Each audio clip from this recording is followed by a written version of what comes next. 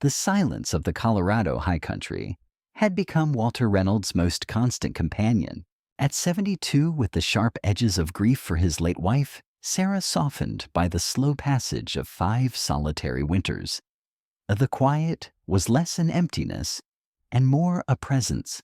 It was woven into the sigh of the wind through the Engelmann spruce, the distant yip of a coyote under a star-strewn sky, the muffled hush that fell with the deep snows. His small, sturdy cabin, nestled in a fold of the mountains, was a world away from the clamor of his younger years as a district ranger, a life spent managing the wild and the people who ventured into it. Now he was simply a part of its vast unfolding stillness. That particular morning, however, the silence held a new note. A fresh blanket of snow, pristine and trackless at dawn, lay heavy on the land. As Walter, bundled against the biting cold, made his way to the woodshed, his keen eyes still sharp, despite the years, caught a pattern near the weathered rail fence at the back of his property. Paw prints. A bobcat, no doubt given their size and the neat, almost deliberate placement. But these were unusual. The gait was uneven, one set of prints dragging slightly, and they were pressed deeper into the snow than a healthy cat in its prime would make. It spoke of age, of a weariness in the limbs, a heaviness that tugged at the earth. Walter knelt, his gloved fingers tracing the edge of one distinct impression. He'd seen countless tracks in his lifetime, read the stories they told of predator and prey, of swift journeys and desperate struggles. These prints, though, felt different, almost personal, stirring a faint, distant echo in his memory. A few days later, the fragile peace of the small mountain town of Oakhaven, nestled a few miles down the valley, was shattered. Young Timmy Henderson's terrier, a yappy but beloved creature, had been attacked in its own yard right at the edge of the woods. The dog thankfully would survive, but fear, swift and contagious, spread through the community. Talk at the general store and the tiny post office was of a bold, desperate bobcat. Perhaps rabid, certainly a danger. Calls were made to the current ranger, a young earnest fellow named Ben Carter, urging him to trap or otherwise deal with the rogue animal before something worse happened. Walter heard the news on his weekly trip into town for supplies. He listened quietly as Mrs.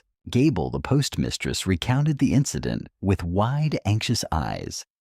Her voice hushed, as if the predator itself might be lurking just outside the door. "Something has to be done, Walter," she'd said, her gaze imploring. "It's not safe, not with children around." He'd nodded, offering a non-committal sound, but his mind was already back on those uneven tracks in the snow. The description of the attack, the boldness of it, didn't quite fit the usual pattern of a healthy bobcat, which were typically shy, elusive creatures, unless it was old and hunger had driven it to desperation. Back at his cabin, the feeling of unease lingered. He found himself scanning the tree line more often, his old ranger instincts reawakening. Then late one afternoon, as the sun began to dip behind the western peaks, painting the snowfields in hues of rose and lavender, he saw it, not just tracks this time, but the animal itself. It stood for a moment at the far edge of his small meadow, partially concealed by a thicket of frosted willows. Even from that distance, Walter could see the slight, telltale drag of its right hind leg. He saw the way its head hung a little lower than a younger cat's, and then it turned its gaze, sweeping briefly, almost dismissively, over the cabin, before it melted back into the deepening shadows of the forest. A jolt, sharp and clear as a winter icicle, pierced through Walter. That gait, that subtle hesitation in the right leg. He'd seen it before many years ago. His mind raced back 15 years to a brutal late spring blizzard that had caught the high country unawares. He'd been on patrol checking on a remote section of trail when he'd stumbled upon a tiny, nearly frozen bobcat kitten huddled beneath a fallen log. It was half dead, its fur matted with ice, its breathing shallow. Its mother was nowhere to be found, likely a casualty of the sudden vicious storm. He'd carefully scooped up the fragile creature, tucked it inside his heavy coat, and brought it back to the ranger station. Sarah had been there, and together they'd nursed it, feeding it warmed milk with an eyedropper. The kitten's right hind leg had been injured, perhaps frostbitten or twisted in the cold. It had healed, but always with a slight limp. They'd kept it for a few weeks until it was strong enough, its fur regaining a healthy reddish hue, which had prompted Sarah to affectionately call him Red. Then, with a mixture of sadness and the firm knowledge of what was right, Walter had released it back into a protected game-rich area far from human habitation. He'd occasionally heard whispers of a large reddish-pelted bobcat with a distinctive limp sighted in the backcountry over the years, a phantom of the high peaks. He'd always wondered, now standing in the fading light, the pieces clicked into place with a certainty that settled deep in his bones. The uneven tracks, the slight drag of that right paw. He'd seen the distinctive, slightly ragged tear in its left ear, too, a mark he remembered from a tussle with a sibling in those first few weeks. This wasn't just any bobcat driven by desperation. This was Old Red. A wave of profound sadness washed over Walter, mixed with a strange sense of recognition of a circle closing. Old Red hadn't come back to his patch of woods to hunt the dogs of Oakhaven or to menace the town. An animal that old, that worn, didn't suddenly change the habits of a lifetime. No, Walter understood with a clarity that ached in his chest. Old Red had come back to a place it dimly remembered, a place where once, in its earliest and most vulnerable moments, it had known a fleeting moment of warmth, of safety, of gentle hands. The old bobcat, he sensed, hadn't returned to live. It had returned to die. And in the vast, indifferent silence of the snow-covered mountains, it had sought out the faintest, oldest trace of sanctuary it could recall. That evening, as the shadows stretched long and blue across the snow-covered meadow, Walter pulled a dusty, leather-bound logbook from the shelf above his roll-top desk. It was one of many filled with the observations and occurrences of his decades as a ranger. His fingers, gnarled with age, but still steady, leafed through the brittle yellowed pages. The ink faded, but legible. He was searching for a specific entry, a memory that Old Red's appearance had brought surging to the forefront of his mind. He found it under a date penned 15 years prior, in the early days of an unexpectedly harsh spring. The script was his own, more robust, then less tremulous. April 17th, it read, "Found a bobcat kitten male near death from exposure up on the Miller Peak Trail. Mother likely lost in the blizzard. Right hind leg appears injured, possibly broken. Brought him back. Sarah's got him wrapped by the stove. Tail tip like a flame. We're calling him Red." A faint smile touched Walter's lips. He remembered that flame-like tip to Red's stubby kitten tail, a splash of improbable color against the muted tones of his coat. He remembered Sarah, her gentle hands so deft with injured wild things, crooning softly to the shivering ball of fur. That first winter with Red had been a strange, poignant time.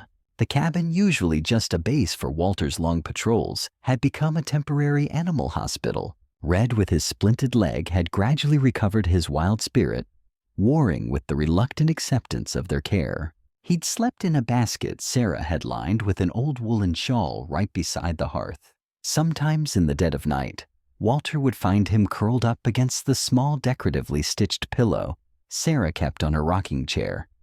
A pillow embroidered with tiny blue forget-me-nots, her favorite.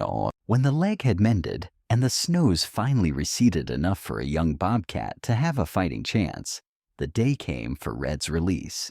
Walter had carried him now, a strapping, well-furred young cat, deep into a remote, game-rich basin.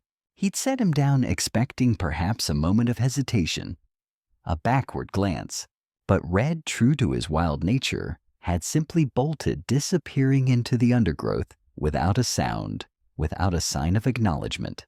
Sarah had been a little wistful. "You think he'll remember us, Walt?" She'd asked, her voice soft. Walter, ever the pragmatist, had shrugged. "He's wild, Sarah. Wild things don't look back." But he'd been wrong, or perhaps only partly right.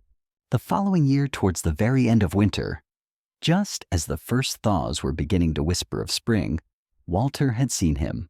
Or rather, he'd seen a bobcat larger now, with a distinctively reddish hue to its winter coat and that unmistakable subtle drag in its right hind leg. It had been standing at the far edge of the clearing, almost 100 yards away, partially obscured by the aspens. It hadn't approached, hadn't made a sound. It had simply stood there watching the cabin for a long still moment, before vanishing as silently as it had appeared. And so it had been almost every year since.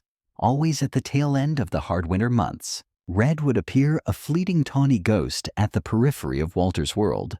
He never came close, never sought food or shelter.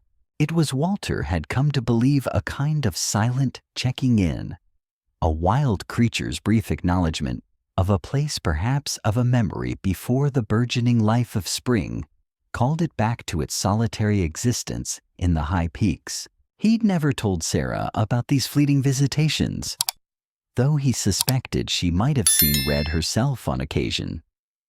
Just never mentioned it, respecting the quiet, unspoken understanding he had with the creature.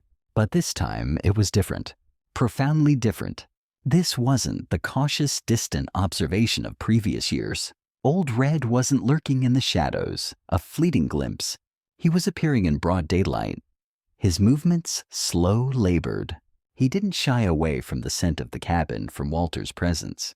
He'd come right up to the fence line, pausing there, his clouded eyes fixed on Walter with an expression that seemed to hold no fear, only a deep, abiding weariness. Then he'd turn and slowly, painfully melt back into the woods. Not like an animal evading notice, but like one simply too tired to go further. Or perhaps as if he were waiting to be acknowledged, to be seen perhaps, even to be called by a name he hadn't heard in 15 years. Walter closed the old logbook, the scent of aged paper and dried ink filling his senses, the sounds of the town's anxiety, the calls for the ranger to deal with the problem. Cat seemed a distant, irrelevant noise. He knew what the young ranger would be obligated to do if Old Red became a persistent nuisance, especially an old, potentially unpredictable animal. The thought sent a pang through him. He rose and walked to the window, peering out into the twilight.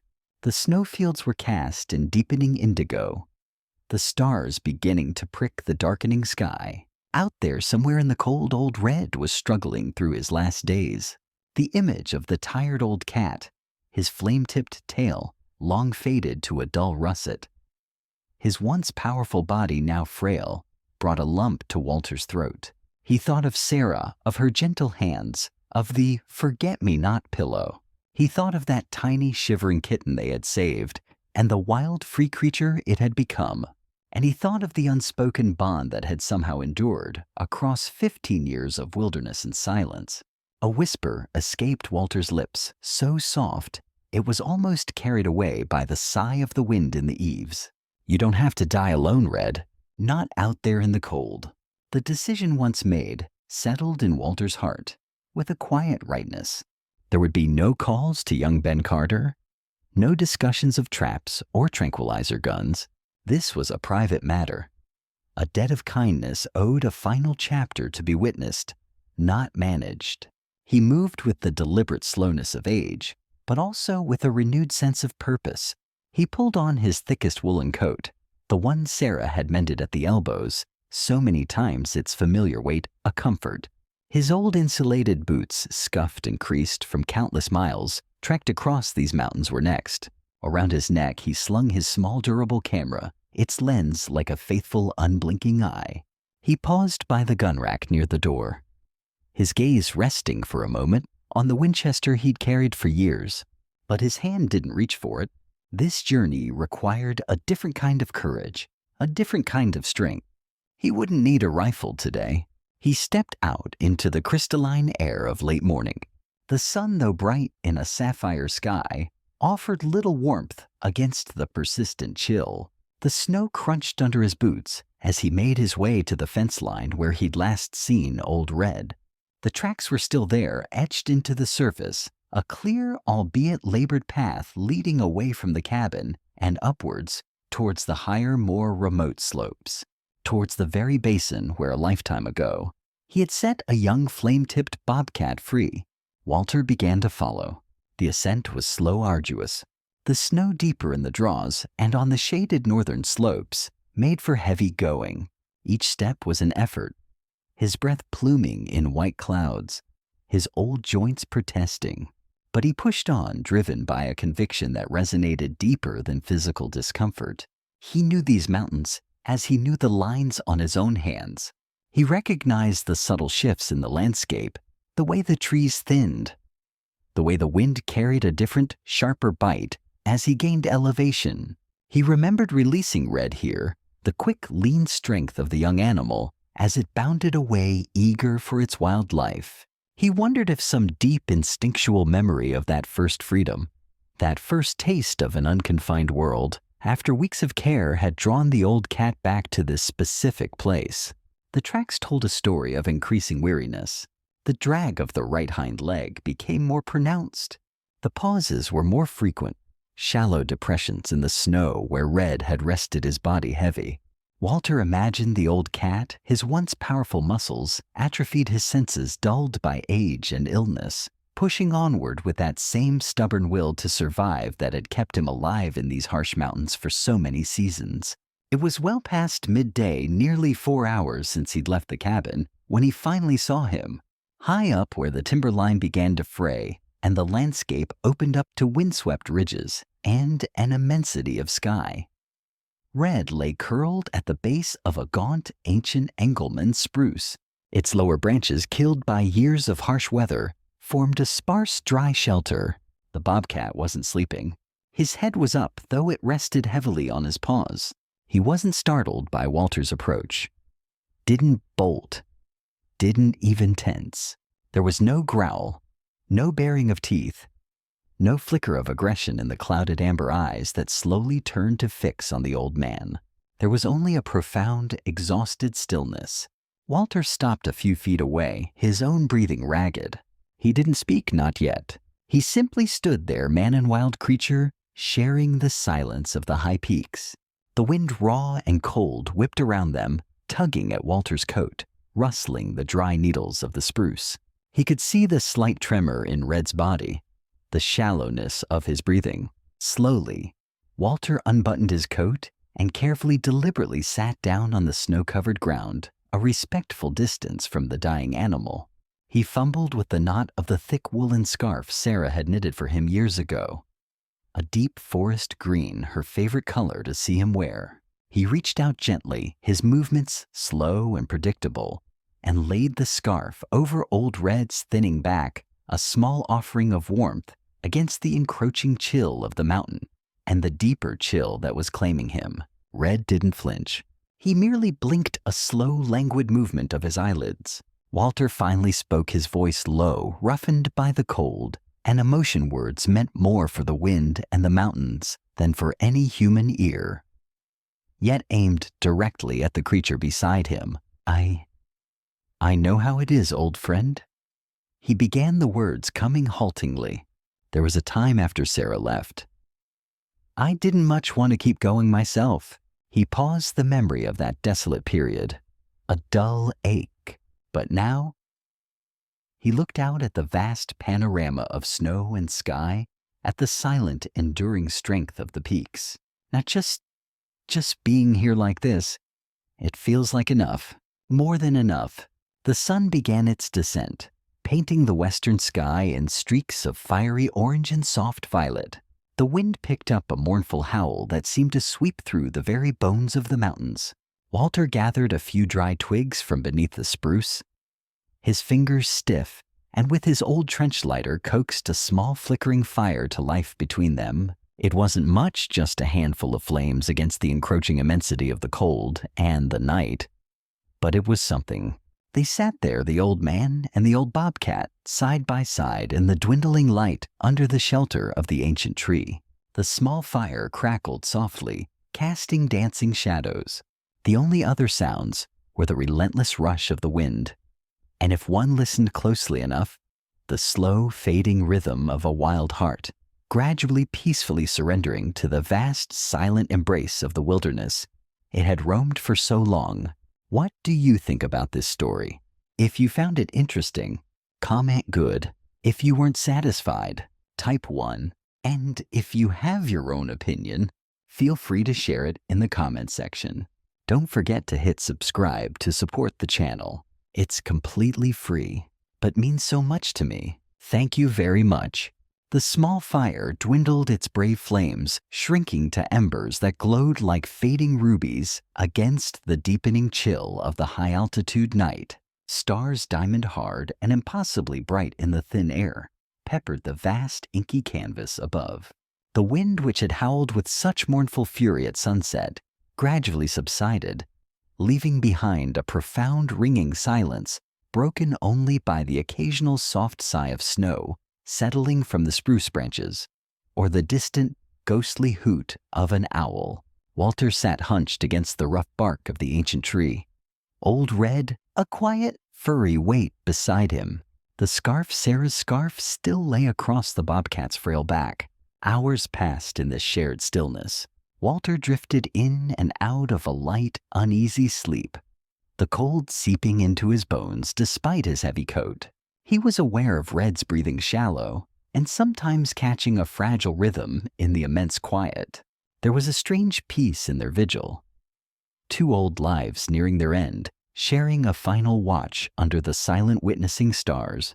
Then sometime in the deepest, coldest heart of the night it happened. A familiar, unwelcome tightness began to constrict Walter's chest. It started as a dull ache, then sharpened, spreading like icy tendrils down his left arm. He gasped a small choked sound, his hand instinctively going to his chest. A wave of dizziness washed over him, the star-dusted sky tilting precariously. He tried to push himself up to shift his position, but a searing pain shot through him, and he slumped sideways, collapsing onto the cold, unforgiving snow.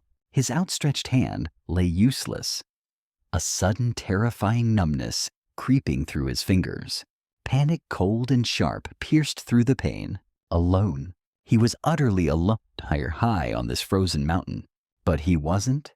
From the periphery of his dimming vision, he saw movement. Old Red, who had been lying so still, lifted his heavy head. The Bobcat's breathing was a faint, ragged whisper, each inhale a visible effort. Yet with what seemed like the last reserves of his fading strength, the old cat began to inch himself closer.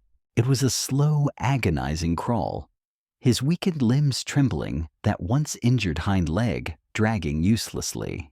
He reached Walter's side, his clouded eyes fixed on the old man's face. Then, with a tenderness that belied his wild nature, Old Red nudged Walter's unresponsive hand with his muzzle.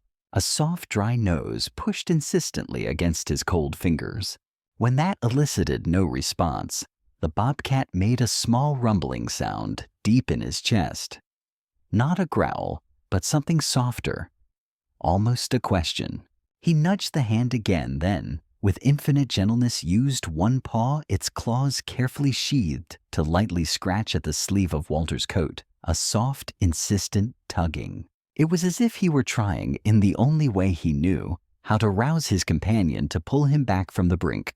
Through the haze of pain and fading consciousness, Walter felt the touch registered the desperate, gentle effort. A flicker of awareness of profound, heart-wrenching gratitude cut through his agony. This creature itself, at the very edge of life, was trying to help him. For the first time in all those years, since that long-ago spring, when a tiny flame-tipped kitten had depended on him for survival, Walter spoke his name aloud. His voice was a mere breath, raspy and faint against the vast silence of the mountain. Red, he whispered the name, a soft exhalation.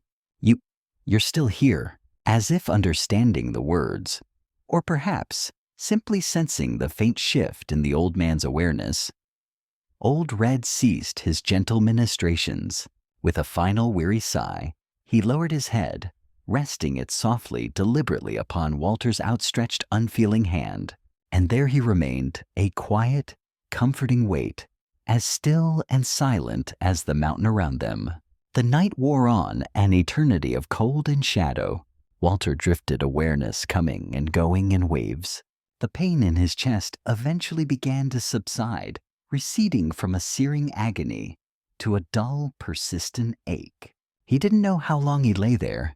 The old Bobcat's head, a surprising warmth on his frozen hand. Slowly, imperceptibly, the eastern sky began to pale. First, a subtle lightening, then a delicate blush of rose and pearl that spread upwards, chasing away the deepest shadows. The peaks to the west emerged from the darkness, their snow-capped summits catching the first ethereal rays of the hidden sun, glowing like embers.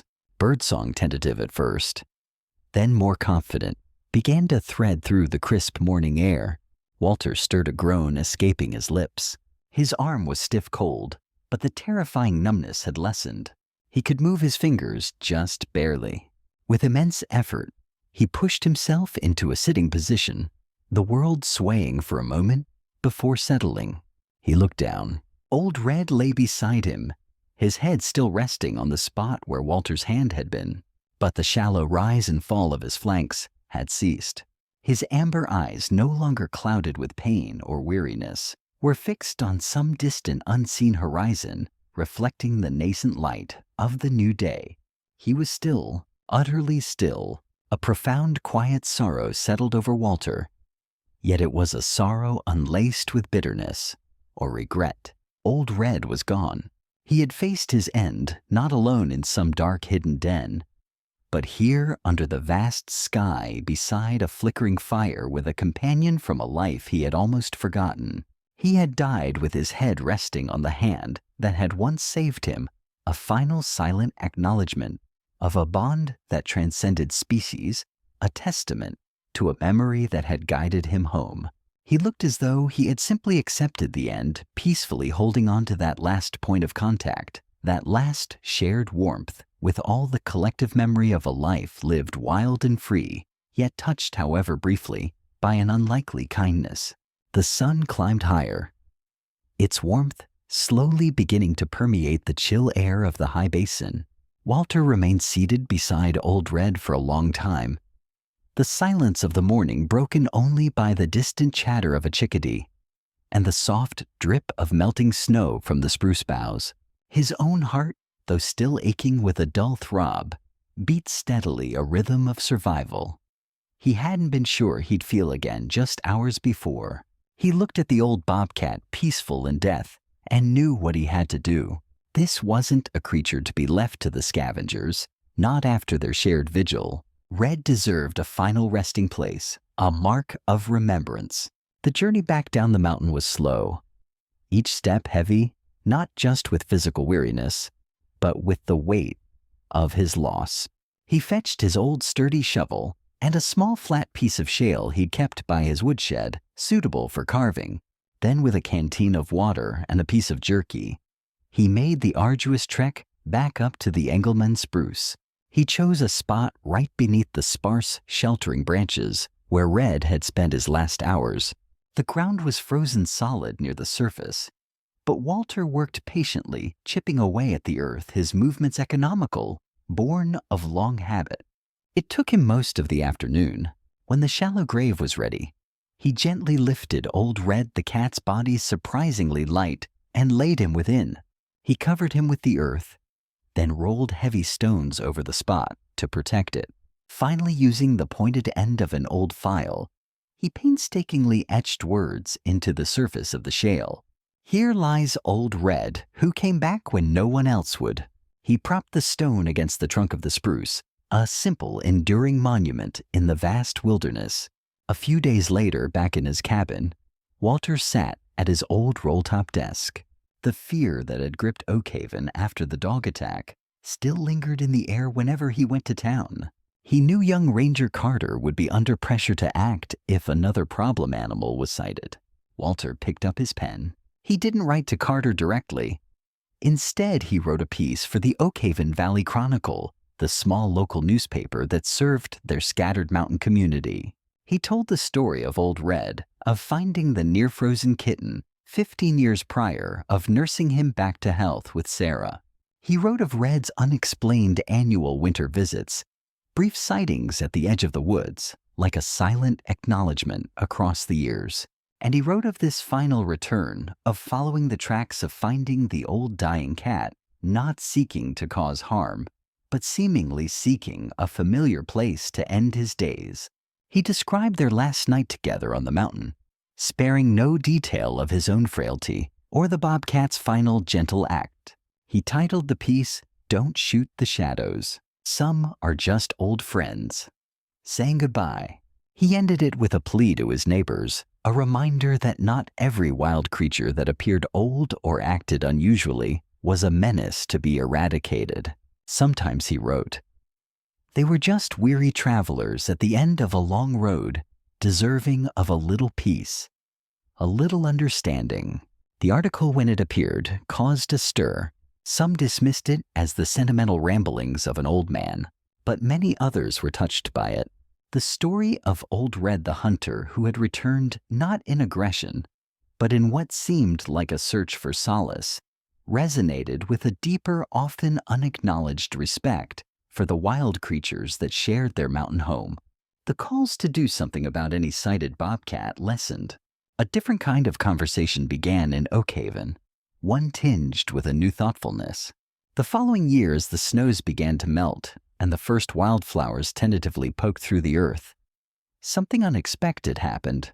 The fifth-grade teacher at Oakhaven Elementary, a young woman new to the valley, but captivated by Walter's story in the Chronicle, decided to take her class on a spring hike. She'd spoken to Walter, who with some initial reluctance had described the location of Old Red's grave. The children, bundled in their jackets and boots, made the trek up the mountainside. They found the spruce tree and the simple shale headstone. They left a small bouquet of early columbines. It became a quiet tradition. Each spring, a new class of fifth graders would make the pilgrimage, a small act of remembrance for a wild creature.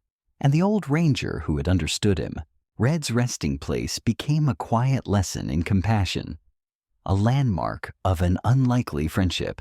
Another winter settled over the high country, blanketing the mountains in deep, silent snow. Walter Reynolds, now moving a little slower, but with a persistent spark in his eyes, sat on his small covered porch one evening, watching the snowflakes drift down in the twilight. The air was still, the world muffled and serene.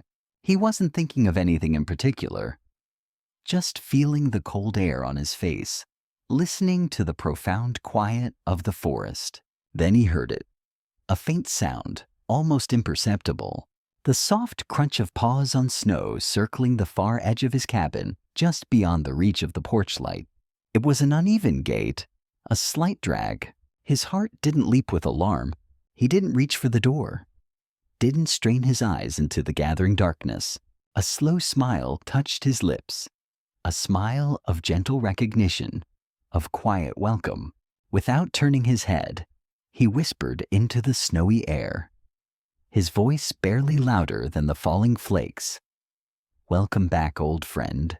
The forest kept its secrets, as it always had, but in the heart of one old man, and in the budding understanding of a small mountain town, the memory of a flame-tipped bobcat who had come back when no one else would lived on.